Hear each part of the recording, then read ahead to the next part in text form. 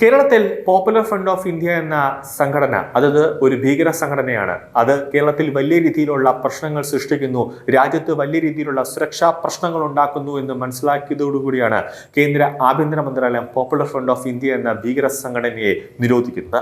കേരളത്തിൽ ഏത് തീവ്രവാദികൾക്കും വന്നാൽ സുഖമായ ഒരു താമസ സൗകര്യം അല്ലെങ്കിൽ അവരെ എവിടെയെങ്കിലുമൊക്കെ ഒളിപ്പിക്കാനുള്ള അല്ലെങ്കിൽ അവർക്ക് ഒളിവിൽ കഴിയാനുള്ള സൗകര്യം കേരളത്തിൽ ഉണ്ട് എന്നതുകൊണ്ട് തന്നെ പലതരത്തിലുമുള്ള രാജ്യദ്രോഹികളായിരുന്ന വലിയ ഗുണ്ടകളായിരുന്നാലും കൊലയാളികളായിരുന്നാലും കേരളത്തിലേക്ക് എത്തുന്നുണ്ട്.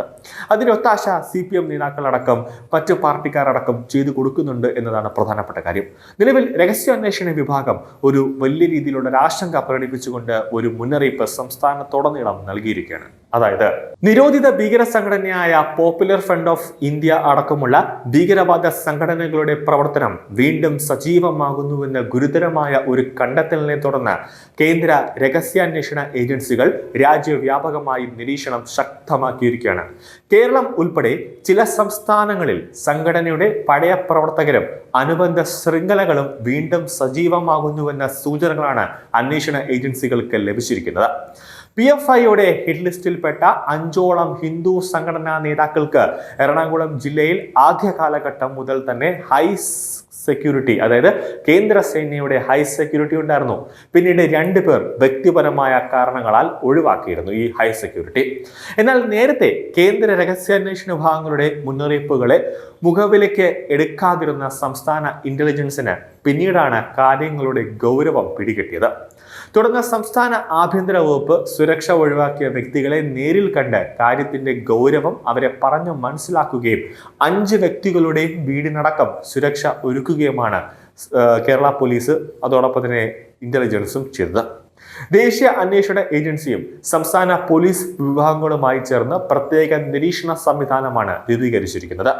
PFI നിരോധിച്ചതിന് പിന്നാലെ വിവിധ പേരുകളിലും സാമൂഹ്യ സംഘടനകളുടെയും സാംസ്കാരിക കൂട്ടായ്മകളുടെയും മറവിൽ പ്രവർത്തനങ്ങൾ തുടരാൻ ശ്രമം നടക്കുന്നതായി റിപ്പോർട്ടുകൾ ഉണ്ട് എന്നാണ് സൂചന.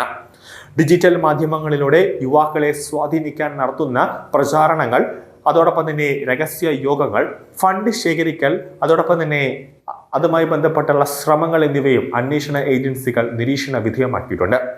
വിദേശത്ത് നിന്നുള്ള സാമ്പത്തിക സഹായം ചില സംഘടനകളിലേക്ക് എത്തുന്നുണ്ടോ എന്ന കാര്യവും കേന്ദ്ര ഏജൻസികൾ പ്രത്യക്ഷമായി പരിശോധിക്കുകയാണ്. കേരളം, തമിഴ്നാട്, കർണാടക, ഉത്തർപ്രദേശ് തുടങ്ങിയ സംസ്ഥാനങ്ങളിലെ ചില മേഖലകളിൽ പോപ്പുലർ ഫ്രണ്ട് ഓഫ് ഇന്ത്യയുടെ പഴയ പ്രവർത്തകർ വീണ്ടും ബന്ധം സ്ഥാപിക്കുന്നതായും വിവരങ്ങൾ ലഭിച്ചതോടെയാണ് രഹസ്യാന്വേഷണ സംവിധാനം കൂടുതൽ സജീവമാക്കാൻ IB ഉൾപ്പെടെയുള്ള രഹസ്യാന്വേഷണ വിഭാഗം തീരുമാനിച്ചത്. സോഷ്യൽ മീഡിയ ഗ്രൂപ്പുകളിലൂടെയും എൻക്രിപ്റ്റഡ് മെസ്സേജിംഗ് ആപ്പുകളിലൂടെയും ആശയവിനിമയം നടക്കുന്നുവെന്ന കണ്ടെത്തലുകളും ഏജൻസികളെ ജാഗ്രതയിലാക്കിയിട്ടുണ്ട്. രാജ്യവിരുദ്ധ പ്രവർത്തനങ്ങൾക്ക് സാധ്യതയുള്ള ശൃംഖലകളെ കണ്ടെത്താൻ കേന്ദ്ര ഏജൻസികൾ സംസ്ഥാനങ്ങളിലെ പ്രത്യേക വിഭാഗങ്ങളുമായി വിവരങ്ങൾ പങ്കിടുന്നുണ്ട്. ചില ജില്ലകളിൽ ഇതിനോടകം തന്നെ രഹസ്യ നിരീക്ഷണം ശക്തമാക്കിയതായും സൂചനയുണ്ട്. 2022 കേന്ദ്ര സർക്കാർ പോപ്പുലർ ഫ്രണ്ട് ഓഫ് ഇന്ത്യക്ക് ഭീകര പ്രവർത്തനങ്ങളുമായി ബന്ധമുണ്ട് എന്ന കണ്ടെത്തലിനെ തുടർന്ന് നിരോധിച്ചിരുന്നു. അതിന് പിന്നാലെയാണ് രാജ്യത്തിന്റെ വിവിധ ഭാഗങ്ങളിൽ രാജ്യവ്യാപകമായ റെയ്ഡുകളും അറസ്റ്റുകളും നടന്നത്.